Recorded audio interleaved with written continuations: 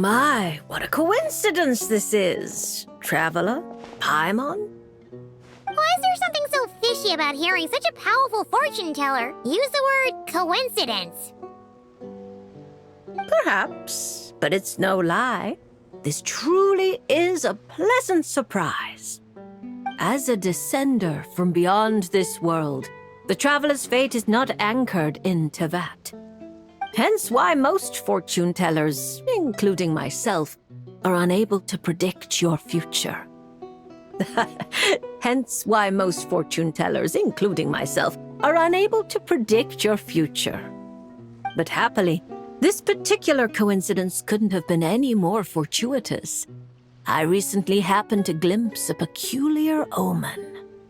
And since I had some free time, I decided to perform a brief divination and follow the omen's course. Just for a spot of fun, you understand. Oh yes, and while I was following this omen, I caught a few ethereal threads of fate and glimpsed the faces of their owners. Here, take a look for yourselves.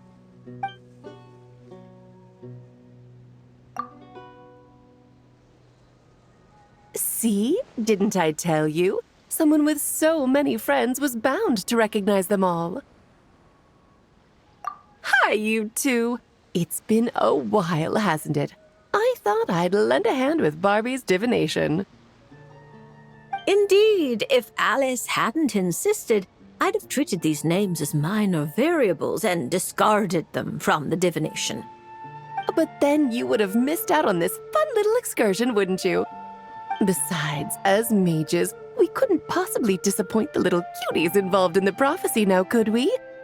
It's the dream of every child to receive wonderful gifts, go on grand undertakings, and watch mysterious prophecies unfold. Which is all to say, we simply had to see this one through. And there's no point arguing with Alice. Anyway, if I can gather these minor variables together, I should be able to adjust my divination. So here I am, seeking them out, and if possible, offering them a little fortune-telling. I don't have time to go around divining things like that, but I'm sure it won't be long. Is that why you've set up this stall? So you can sit and wait for them to arrive? Don't worry, I'm not just sitting around twiddling my thumbs. This Dodoko is simply a stand-in. I'm still working on my research. That's right. And I installed sensors on Barbie's Dodoko. As soon as the right person shows up, she'll receive an instant notification. And Dodoko will give a happy little wiggle to make sure our visitors are drawn on in. What are you doing back here? Take your arm off that. You'll knock my scryglass onto the floor. And hold that cup steady. I don't want you spilling hot chocolate on my manuscripts. All right, keep your hat on. Just 1 second. There you go, Barbie. This one's yours. I hardly put any sugar in it, I promise. When you say hardly any sugar, I can't help but feel like we're not speaking the same language. Back to business.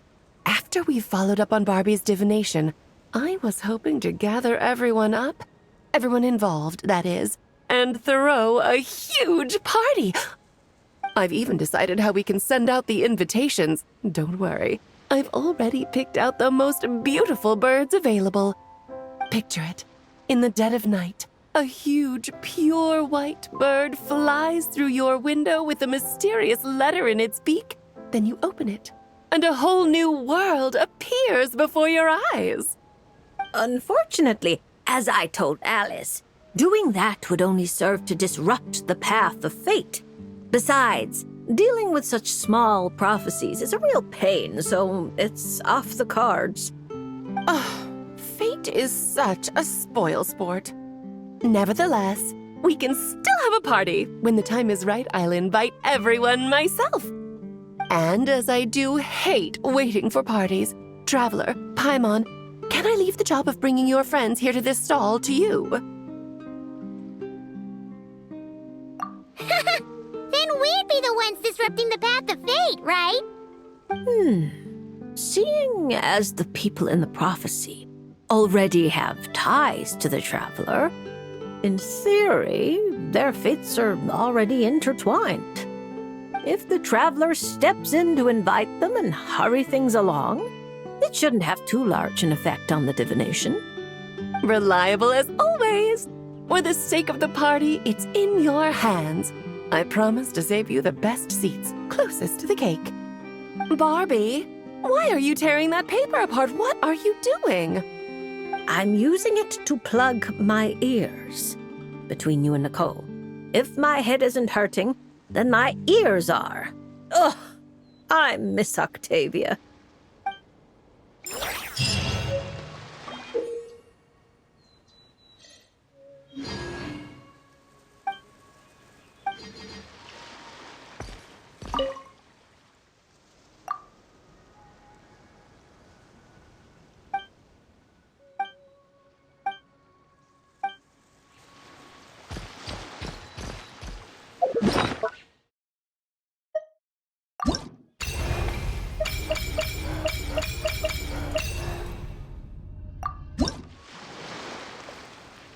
Hello there, Lady Trismegistus. Oh, such perfect pronunciation.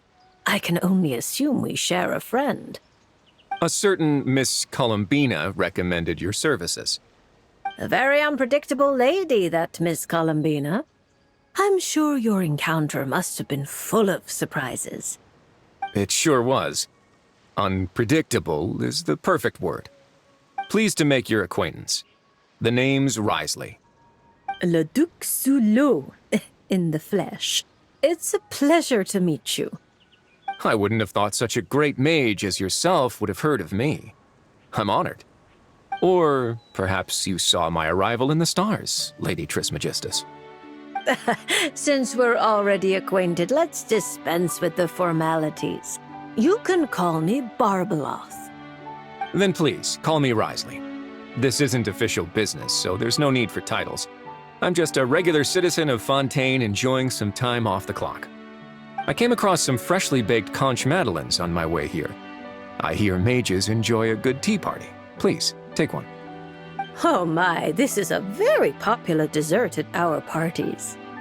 I've been here for quite some time now and read the fortunes of a fair few people, but this is the first time anyone's come bearing gifts. Thank you, Mr. Wriothesley. I'll make sure to share it with Alice and the others. Is that my ears I feel tingling? Barbie, you simply have to save some for me! Don't let Nicole scarf the lot down before I get there. It's not like she hasn't done it before. Yes. I'll make sure she leaves some for you. Honestly, you could have timed this better. Here I am, hoping to maintain the Hexenzirkel's dignity in front of our new friend. It's quite all right. Where's the harm? Powerful people don't have to be serious all the time.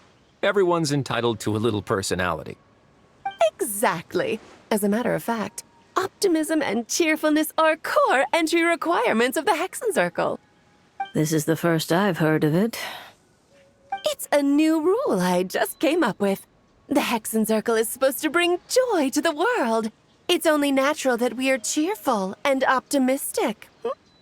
Speaking only for myself, I support everyone enjoying life however they please. Provided no laws are broken, of course. That's a provision you might struggle to get Alice to stick to. Oh my. Well, this is a concern. You two do realize I'm still here, right? Besides, I'm not going to do anything criminal in front of the administrator of the Fortress of Meripede. And even if I was, I imagine your rooms are more spacious than the Knights of Favonius' solitary confinement room. Isn't that right, Mr. Wriothesley? As though a mere solitary confinement room could hold a legendary mage such as yourself. I'm sure Lady Alice has willingly accepted her punishment, no doubt due to her humility and unimpeachable trustworthiness. Exactly. You couldn't be more right. Please stop, Mr. Wriothesley. You really shouldn't encourage her. Once she's in a good mood, there's no telling what Alice might do. That's right! The Traveler's the honorary knight of the Knights of Favonius, you know. No talking bad about the solitary confinement room behind his back. Does that mean it's up to the honorary knight to chase down escaped mages? That would make for a wonderful show. Please be sure to invite me. You just love watching the drama unfold. Still, Paimon didn't expect you to come here by yourself, Wriothesley. That saves us a trip underwater to fetch you. Speaking of which, it's about time we got down to business. Mr. Wriothesley, whether out of respect for Miss Columbina or as thanks for your confectionery, please draw a lunar arcanum. Perhaps a gift from fate lies hidden within. Does that count as a prophecy? You could say that. Then no Fontanian would fail to take it seriously.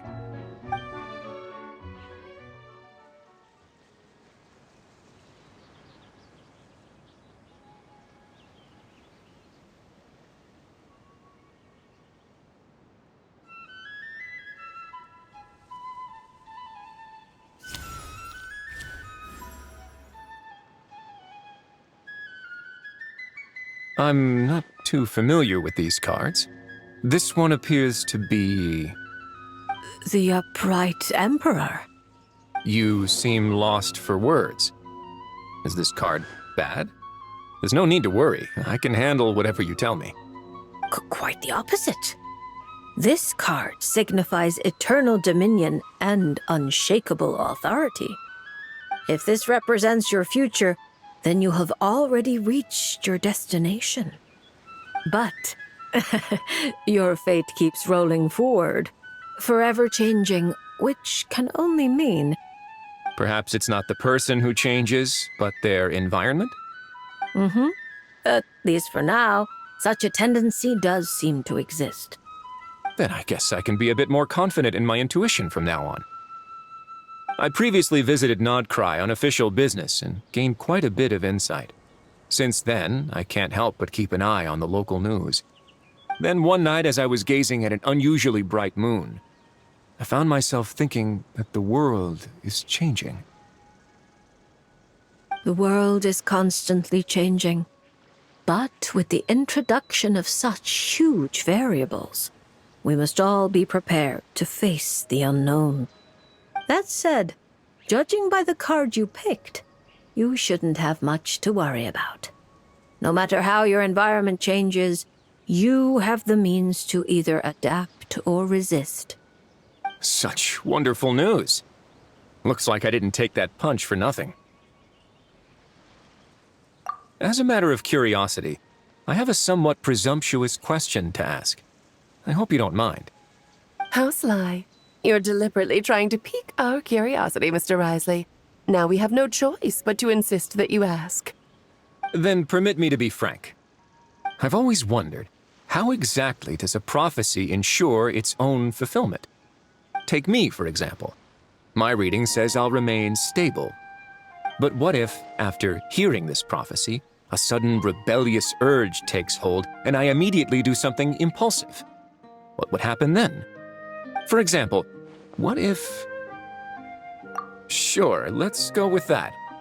Are you really dragging that back up again? Oh. No, don't you even... What a happy coincidence. I just so happen to know a very skilled explosives expert.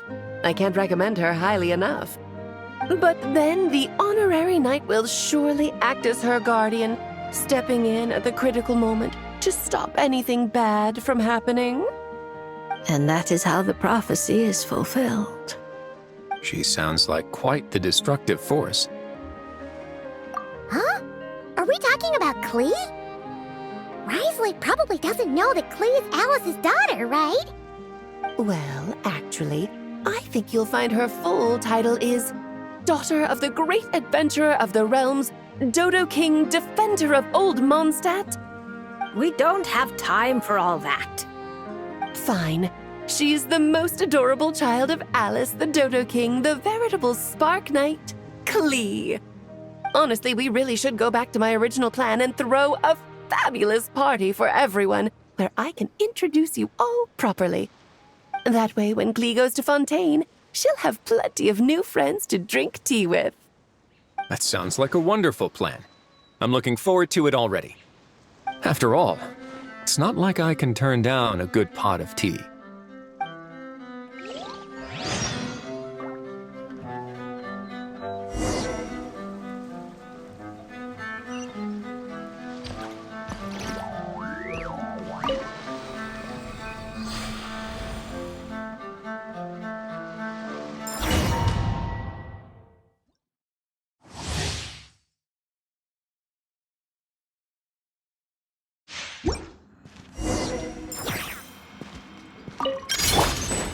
Oz, reveal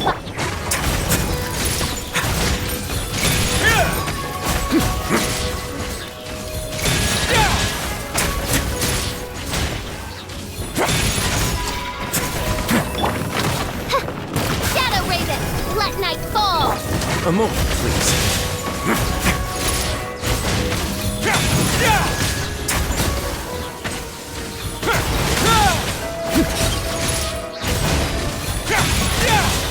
Stay cool. Face your gift.